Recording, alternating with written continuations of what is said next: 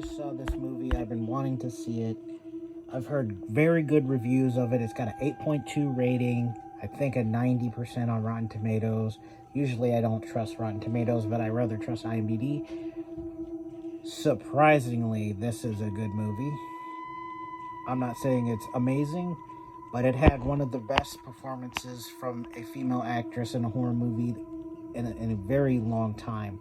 The person who played Nikki.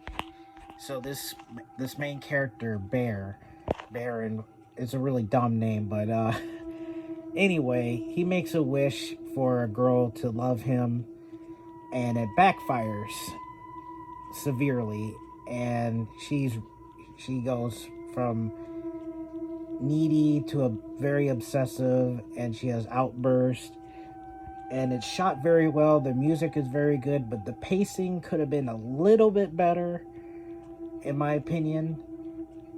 But man, some of the shots in this movie were really good, especially when Nikki is wearing the red dress and the glowing glare in her eyes in that scene.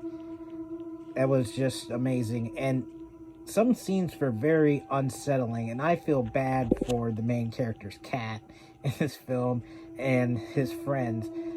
And one of my main takeaways is like I said, the pacing, and the main character is kind of a piece of crap, especially after a certain point. I'm like, dude, he's really dumb, and I'm like, dude, you're gonna have to figure it out, do something. Like, I would have figured out the first time she started acting crazy, because she went off the rails real quick. But like I said, amazing performance by the actress who played Nikki.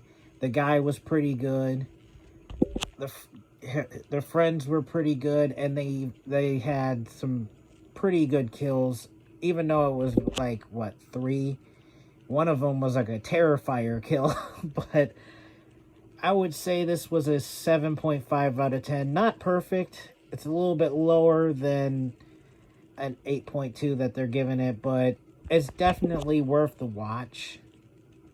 It generally had some really unsettling, disturbing moments in the film with the main actress.